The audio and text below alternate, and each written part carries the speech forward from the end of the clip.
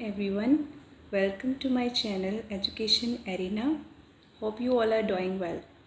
Today the topic which I am going to discuss in front of you people is Metamorphosis by Franz Kafka.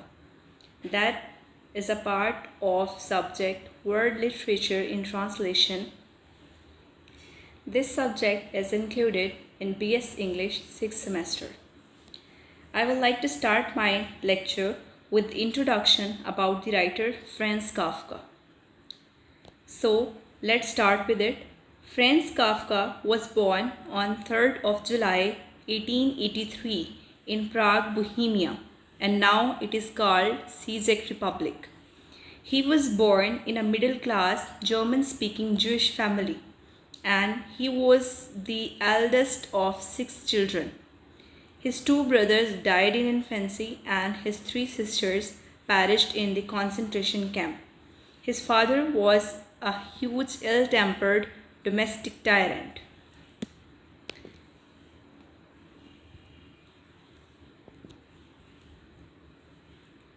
Next, I would like to discuss the major works of Franz Kafka. Basically, The Trial and The Castle are the 2 major novels written by Franz Kafka. Moreover, Metamorphosis and A Hunger Artist are the 2 short stories that are written by Franz Kafka.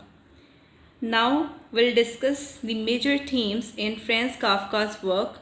So basically, there are 4 major themes in the works of Franz Kafka. First one is alienation and isolation. Second one is bureaucracy and authority. Third one is existential anxiety. And fourth one is guilt and punishment. So these are the major themes that are found in the works of Franz Kafka. Next, we'll start with the introduction of the Metamorphosis. But before going into Metamorphosis in the literary world, I would like to discuss that what is Metamorphosis in natural world. So whenever we say that Metamorphosis in the natural world, so it means that when the caterpillar turns into a butterfly. But when we talk about Metamorphosis in the literary world, in literary fiction, so it's about a tale of a man who turns into a monstrous vermin overnight, and he must adapt to these new conditions.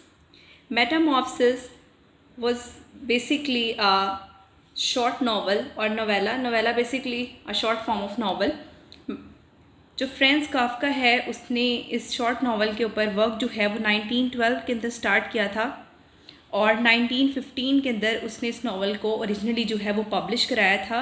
ये German language में लिखा गया था और बाद में बहुत सारी लैंग्वेजेस जो हैं उसके अंदर ट्रांसलेट हुआ था.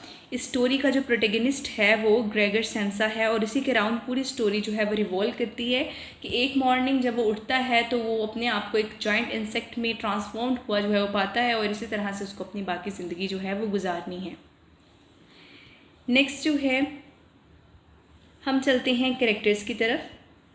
जो कैरेक्टर्स हैं उसमें मेजर कैरेक्टर्स भी हैं और माइनर कैरेक्टर भी हैं. टोटल जो हैं वो 8 कैरेक्टर हैं. 5 are major 1 and remaining 3 are minor. So the first character, major character, is Gregor Samsa.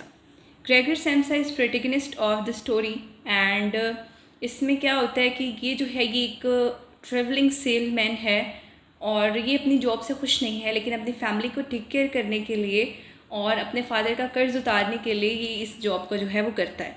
Second character जो है वो ग्रीटी सैम्सा का कैरेक्टर है. ये जो है ये ग्रेगर सैम्सा की सिस्टर है और इसका बहुत ज़्यादा कंसर्न है अपने भाई के लिए और जब वो ट्रांसफॉर्म स्टेट में आता है तो सबसे ज़्यादा कंपैशन यही शो करती है. लेकिन इसका कंपैशन जो है वो पॉजेसिवनेस की तरफ चेंज हो जाता है और ओवरऑल ग्रीटी सैम्सा की पर्सनैलिटी इसकी चेंज स्टेट से बहुत बुरी तरह इफेक्ट होती है. थर्ड जो है उसका फादर है. इसका फादर बहुत ज़्यादा जो है वो हार्श बिहेवियर शो करता है सैम्सा की तरफ, जो है ग्रेगर सैम्सा की तरफ, उसकी स्टेट से पहले भी और बाद में भी. इसका फादर जो इमोशनली ब्रोकन होता है कि जब उसका बेटा जो है वो स्टेट उसकी चेंज हो जाती है और वो काम नहीं कर सकता तो उसको जॉब पे वापस जाना पड़ता है. फोर्थ जो है वो इसकी मदर है. इसकी मदर बहुत ज़्यादा फ्रेल है, ठीक है, और इसकी मदर की 2 तरह की एटीट्यूड्स हैं अपने बेटे की तरफ. पहला तो ग्रेट लव है अपने बेटे के लिए, ठीक है, और दूसरा ये हॉरिफाइड भी होती है उसकी चेंज स्टेट की वजह से. फिफ्थ कैरेक्टर जो है वो चायरवुमन है। ये वो मेड है जो इन्होंने, इनकी जब ओरिजिनल मेड ने इनको कहा था कि वो अब ये जॉब नहीं कर सकती ग्रेगर सैम्सा की ट्रांसफॉर्म स्टेट की वजह से, तो इन्होंने इस मेड को जो है वो हायर किया था। Okay, next there are 3 minor characters. First character is office manager. जो ऑफिस मैनेजर है ये बॉस है, ठीक है, कि चीफ क्लर्क है जहाँ पर ग्रेगर सैम्सा जो है काम करता है, और जिस दिन वो लेट हो जाता है, जिस दिन उसकी ट्रांसफॉर्म स्टेट होती है, तो ये उनके अपार्टमेंट में आता है। उसकी फैमिली बहुत अच्छे से इसको ग्रीट करती है, लेकिन ये कहता है कि वो अपना काम अच्छे से नहीं कर रहा है, और अगर आज वो अपना डोर ओपन नहीं करता है तो उसको जो है वो जॉब उसकी रिस्क पर हो सकती है। बॉर्डर्स, ये बेसिकली 3 बॉर्डर्स हैं जो कि उस घर में सैम्सा के घर में जो है वो रेंट पर रहते हैं, क्योंकि जब ये इनके बेटे की स्टेट ट्रांसफॉर्म होती है, उसकी जॉब छूट जाती है, तो फाइनेंशियली ये इनस्टेबल हो जाते हैं। तो उस चीज़ को मीटअप करने के लिए ये इनको जो है वो रेंट पर घर देते हैं, लेकिन जो ग्रेगर सैम्सा की ट्रांसफॉर्म स्टेट है उसको छुपा कर रखते हैं, बिकॉज ये जो हैं तीनों ये ऑर्डर और क्लीन लाइननेस को बहुत ज़्यादा पसंद करते हैं। लास्ट कैरेक्टर जो है माइनर, ये मेड है, ये ओरिजिनल मेड है जो ग्रेगर की ट्रांसफॉर्म स्टेट के बाद इनसे रिक्वेस्ट करती है कि इसको इस जॉब से जो है वो आज़ाद कर दिया जाए।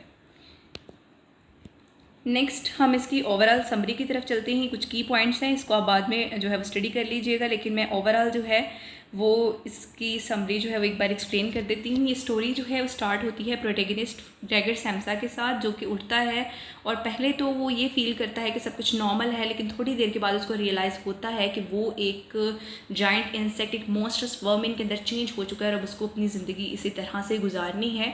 उसके जहन में पहला ये आता है कि वो जॉब के लिए लेट हो रहा है, और उतने में ही क्या होता है कि उसका जो चीफ क्लर्क है, जो उसका ऑफिस मैनेजर है या जो उसका बॉस है, वो अपार्टमेंट में अपीयर होता है, और वो आकर उसकी फैमिली बहुत अच्छे से ग्रीट करती है, और वो उनको कहता है कि ये जो ग्रेगर सैम्सा वो अपना काम अच्छे से नहीं कर रहा है, और अगर इसी तरह से रहा तो इसकी जॉब जो है वो रिस्क पर हो सकती है। उस पर उसकी फैमिली कहती है कि हो सकता है कि आज वो बहुत ज़्यादा बीमार हो, क्योंकि फर्स्ट टाइम है कि उसने अभी तक अपना डोर ओपन नहीं किया है। इस तरह से बात होती है, तो जो ग्रेगर सैम्सा है वो बड़ी अटैम्प्ट करके अपने मुंह से जो है वो दरवाजे को खोल लेता है। जब वो दरवाज़ा खोल के बाहर आता है तो जो चीफ क्लर्क है वो उसकी स्टेट को देकर भाग जाता है, और उसकी फैमिली भी उसको जो है वो चेज बैक करती है, उसको रूम में वापस भेजती है, और इसी दौरान जब वो पीछे को जाता है तो उसकी जो बैक है उस पर इंजरी आ जाती है, ठीक है। उसके बाद जो है क्या है कि उसको सिर्फ रूम तक कन्फाइंड कर दिया जाता है। सिर्फ एक उसकी जो सिस्टर है ग्रीटी सैम्सा, वो उस रूम में जाती है उसके लिए फ़ूड लेकर, फिर वो देखते हैं कि वो मूव करना चाहता है, तो वो उसके रूम का सारा फर्नीचर जो है वो बाहर निकलवा देती है, सिर्फ एक सोफ़ा छोड़ती है, ठीक है।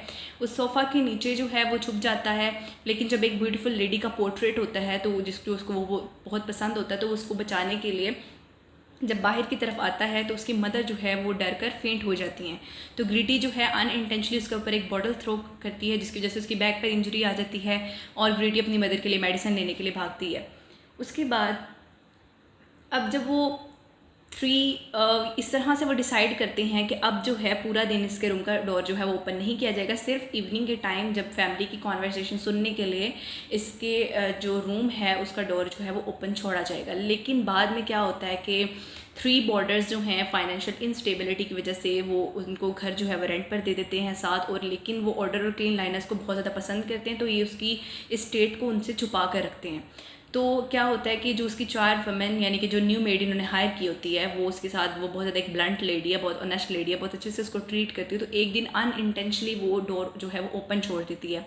ग्रेगर सैम्सा जो है वो उसको सुनाई देता है कि उसकी जो सिस्टर है वो हॉल में बैठ कर ग्रीटी सैम्सा वो जो एक पियानो प्ले कर रही है, तो उसको सुनने के लिए वो उस रूम से बाहर आता है, और उसका इंटरेक्शन उन 3 बॉर्डर्स के साथ हो जाता है, जो कि ऑर्डर एंड क्लीन लाइनर्स को बहुत ज़्यादा पसंद करते हैं। तो फिर क्या होता है कि वो जो है वो रेंट देने से इनकार कर देते हैं। इस तरह से सारा होने के बाद पूरी फैमिली जो है वो ग्रेगर सैम्सा से बहुत ज़्यादा तंग आ चुकी होती है, वो फाइनेंशियली भी बहुत ज़्यादा इनस्टेबल हो चुके होते हैं, और उनका घर जो है वो अच्छे से नहीं चल रहा होता है। तो वो जो है जो ग्रेगर सैम्सा है वो रूम की तरफ जो है वो रिटर्न होता है, और उसी रात में उसकी डेथ हो जाती है। तो फिर उसके बाद नेक्स्ट डे फैमिली बहुत ज़्यादा रिलीफ और जॉय फील करती है, वो कंट्री साइड में शिफ्ट हो जाते हैं एक अफोर्डेबल और एक कंफर्टेबल अपार्टमेंट में, जहाँ पर वो इजीली रह सकते हैं।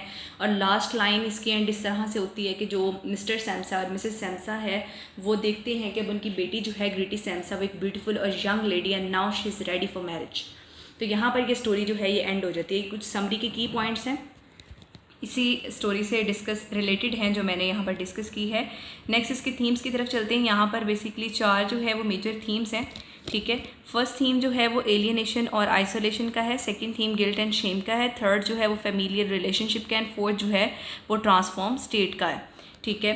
फर्स्ट हम चलते हैं एलियनेशन एंड आइसोलेशन। यहाँ पर क्या है कि ग्रेगर की जब स्टेट जो है वो ट्रांसफॉर्म होती है, वो एक जाइंट इंसेक्ट बनता है, तो उसकी फैमिली, उसकी सोसाइटी, उसकी जॉब, वो तीनों चीज़ों से एलियनेट होकर रह जाता है, वो आइसोलेट हो जाता है इन सबसे, ठीक है। उसके बाद गिल्ट एंड शेम क्या है, वो ये सोचता है कि उसकी जो चेंज स्टेट है वो उसकी पूरी फैमिली के लिए गिल्ट और शेम जो है उसका एक वजह बन चुका है, और ये थीम उसकी फैमिली के रिलेशन के साथ बहुत ज़्यादा क्लोजली जो है वो रिलेटेड है। नेक्स्ट चलते हैं हम थर्ड थीम की तरफ। तो यहाँ पर क्या है कि ट्रांसफॉर्मेशन एंड चेंज। तो ये बताते हैं कि ना सिर्फ ग्रेगर सैम्सा की फ़िज़िकल और साइकोलॉजिकल स्टेट जो है वो ट्रांसफॉर्म हुई है, बल्कि इस नोवेला के अंदर उनके घर की जो पूरी फैमिली मेम्बर्स हैं उनके सर्कमस्टांसेस भी चेंज हुए, उनका बिहेवियर भी चेंज हुआ है। तो ना सिर्फ ट्रांसफॉर्मेशन और चेंज उसकी फ़िज़िकल और साइकोलॉजिकल स्टेट में आया ग्रेगर सैम्सा की, बल्कि ओवरऑल फैमिली के बिहेवियर और उनके सर्कमस्टांसेस के अंदर चेंज आया है। लास्ट थीम जो है वो है फैमिलियल रिलेशनशिप्स।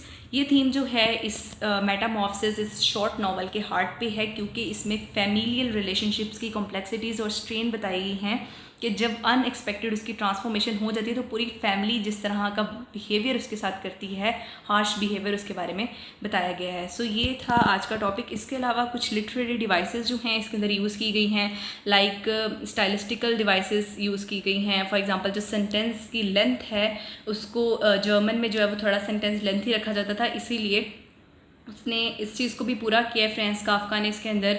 उसके अलावा आयरनी, ड्रामेटिक आयरनी को यूज़ किया गया है, ठीक है। और उसके बाद इसमें सिमिलीज और मेटाफर्स जो हैं उसको यूज़ किया गया। और बिब्लिकल एलेगरी यूज़ की गई है। बिब्लिकल एलेगरी बेसिकली क्या है कि जैसे जो है वो एप्पल एक इसमें था कि उसके फादर जो है वो एप्पल एक थ्रो करता है उसकी बैक के ऊपर, वो लॉज्ड हो जाता है उसकी बैक में और उसी से उसकी डेथ हो जाती है। तो इसको बिब्लिकल एलेगरी इस तरह से है कि एडम एंड ईव जो है उनको जो है वो एक एप्पल की वजह से ये सारा कुछ जो है वो देखना पड़ा था।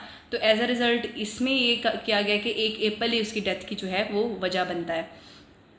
तो उसके बाद सिमिलीज एंड मेटाफर्स, ये सारी चीज़ें इसके अंदर यूज़ की गई हैं। सो ये जो है वो आज का लेक्चर था। Hope you guys enjoy this lecture. Inshallah in future I'll try to make more informative videos for you, and if you like my videos, my lectures, so please do like, share, subscribe my channel and press the bell icon for the latest updates. Thank you.